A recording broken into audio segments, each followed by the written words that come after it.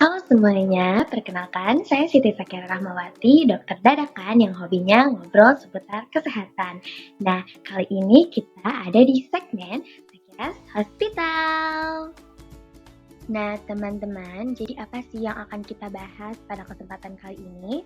Jadi, kali ini kita akan membahas salah satu penyakit dalam sistem pencernaan dan juga sistem pernapasan, yaitu ada tukak lambung dan difteri.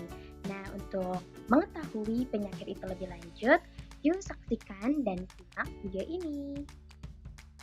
Teman-teman, pada gambar ini, menurut kalian apa yang anak perempuan tersebut rasakan? Nah, setelah diperiksa oleh dokter, anak tersebut ternyata mengidap penyakit tukak lambung nih teman-teman. Nah, jadi apa sih itu tukak lambung? Nah, yuk kita bahas. Jadi, tukak lambung ini adalah peradangan pada lambung yang terjadi karena adanya luka terbuka atau ulkus pada lapisan dinding lambung.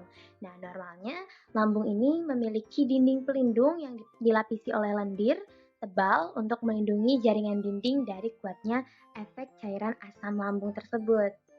Nah, penyebab tukak atau luka pada lambung ini terjadi ketika fungsi proteksi dinding lambung menurun sehingga mudah terkikis oleh paparan asam yang diproduksi oleh lambung itu sendiri. Nah, apabila terjadi penurunan produksi lapisan lendir, maka kondisi ini bisa menyebabkan asam lambung merusak jaringan yang melapisi lambung sehingga menimbulkan luka dan terjadilah tukak lambung.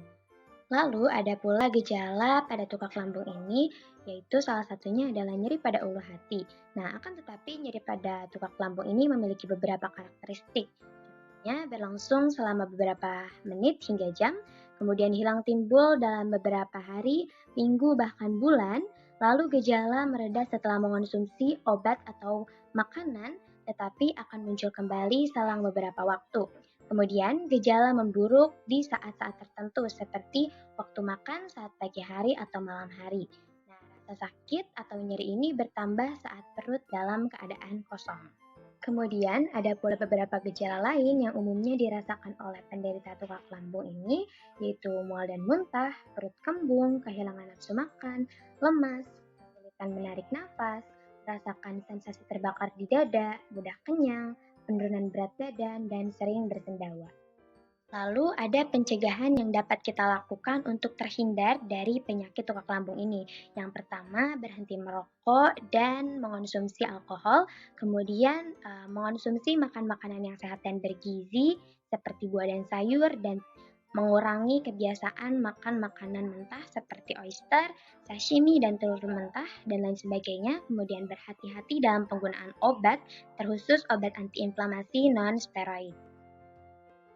Lalu ada pula pengobatan yang bisa dilakukan jika sudah terkena penyakit tukak lambung ini. Nah, tukak lambung ini dapat diatasi dengan mengonsumsi obat-obatan tertentu. Dokter biasanya akan menganjurkan pasien untuk mengonsumsi beberapa jenis obat-obat berikut selama 7-14 hari, yaitu ada PPI atau penghambat pompa proton yang berfungsi menurunkan produksi asam lambung dan meredakan gejala tukak lambung, kemudian antagonis H2 yang berguna untuk menurunkan produksi asam lambung, kemudian bismut subsalicylet yang berfungsi melapisi dan melindungi luka dari asam lambung, kemudian ada antibiotik yang diberikan untuk membunuh bakteri H. pylori penyebab tukak lambung. Nah, teman-teman semua sudah tahu kan apa itu tukak lambung? Sekarang, ayo periksa pasien berikutnya. Nah, teman-teman, setelah diperiksa oleh dokter, pasien tersebut ternyata terjangkit penyakit difteri. Nah, apa sih penyakit difteri itu?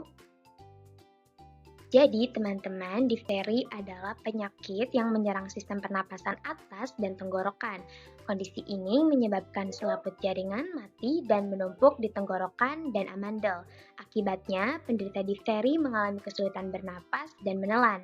Pada tahap lanjut, bakteri Cyanobacterium diphtheri dapat menghasilkan racun yang beresiko menimbulkan gangguan pada beberapa bagian tubuh lain seperti kulit, jantung, hingga saraf.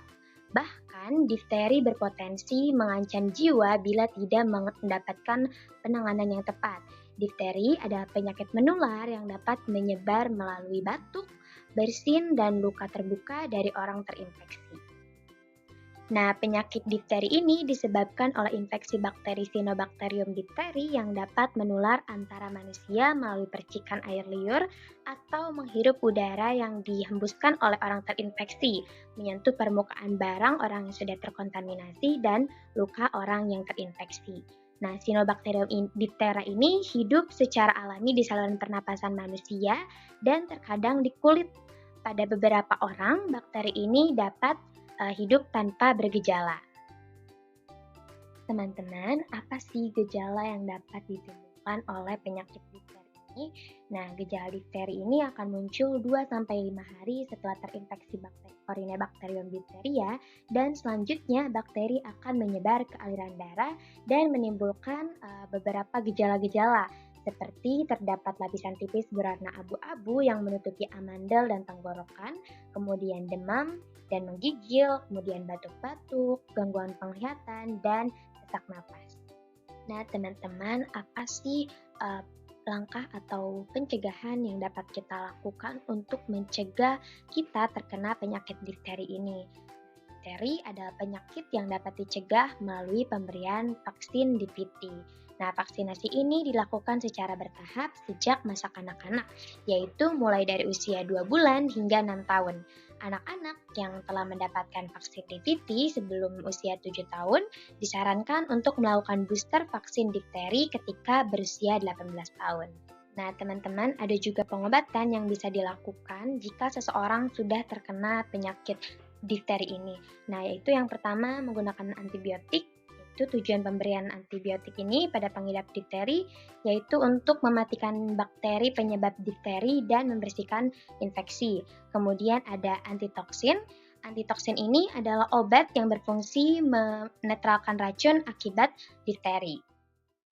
Oke, gimana nih teman-teman? Sekarang udah tahu ya salah satu penyakit pada sistem pencernaan dan pernapasan pada manusia? Teman-teman, terima kasih sudah menyaksikan dan semoga bermanfaat dan sampai jumpa di Sakeras Hospital berikutnya. Bye-bye.